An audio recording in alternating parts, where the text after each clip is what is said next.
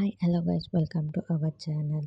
ಇದು ಬಂದು ಒಂದು ಹೊರಗಡೆ ಹೋಗ್ತಿರೋ ವ್ಲಾಗ್ ಆಗಿರುತ್ತೆ.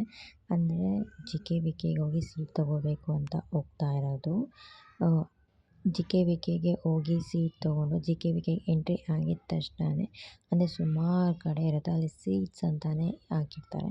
ಆ ಕಡೆ ಹೋದರೆ ಅಲ್ಲಿಂದ ಸೀಟ್ ಸರ್ಕಲ್ ಅಂತ ಬರುತ್ತೆ, ಅಲ್ಲಿ ಹೋದರೆ ಸೀಟ್ ಸಿಗುತ್ತೆ, ಹಲವಾರು ಸೀಟ್ ಸಿಗುತ್ತೆ. ಅಂದರೆ ನೀವು ಯಾವ ರೀತಿ ವ್ಯವಸಾಯ ಮಾಡ್ತೀರೋ ಅದಕ್ಕೆ ತಕ್ಕಂಗೆ ಸೀಟ್ ಸಿಗುತ್ತೆ. ಅವರು ಬಂದು ಸೀಟ್ ತೊಗೋತಾ ಇದ್ದರು.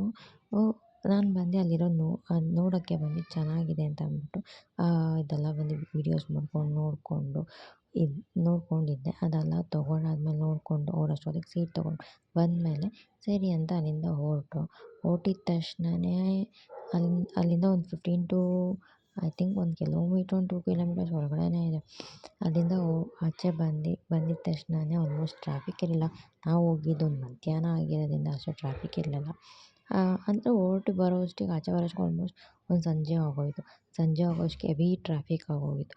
ಟ್ರಾಫಿಕಲ್ಲಿ ಒಂದು 10ಇಂದ 20 ನಿಮಿಷ ಕಾಯ್ದು ಅದಾಗಿ ಮನೆಗೆ ಬಂದು ಸ್ವಲ್ಪ ರೆಸ್ಟ್ ಮಾಡಿ ನೈಟ್ ಬಂದು ಹಂಗೆ ಹೊರಗಡೆ ಹೋಗಿದ್ದು. ಸರಿ ಊಟ ಮಾಡ್ಕೊಂಡು ಬರೋಣ ಅಂದರೆ ತಿನ್ಕೊಂಡು ಬರೋಣ ಅಂತ ಹೋಗಿದ್ದು.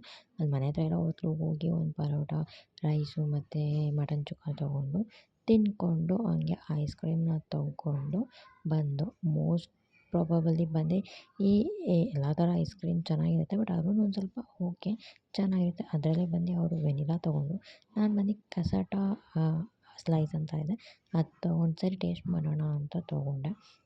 ಈ ಹೂವು ನೋಡೋಕೆ ಚೆನ್ನಾಗಿದೆ, ಅದಕ್ಕೆ ಸ್ವಲ್ಪ ವೀಡಿಯೋ ಮಾಡಿಕೊಂಡೆ. ಇದು ಬಂದು ಸ್ವಲ್ಪ ಈ ಐಸ್ ಕ್ರೀಮ್ ಬಂದು ಒಂದು ಮಲ್ಟಿ ಕಲರ್ಸ್ ಆಫ್ ಇದೆ. ಅದರಲ್ಲಿ ಬಂದು ಟೇಸ್ಟ್ ಏನು ಅಷ್ಟೊಂದು ಚೆನ್ನಾಗಿಲ್ಲ, ಓಕೆ. ನಿಮ್ಗೇನಾದರೂ ಈ ವಿಡಿಯೋ ಇಷ್ಟ ಆಗಿದೆ ಲೈಕ್ ಮಾಡಿ, ಸಬ್ಸ್ಕ್ರೈಬ್ ಮಾಡ್ಕೊಳ್ಳಿ. Thank you for watching.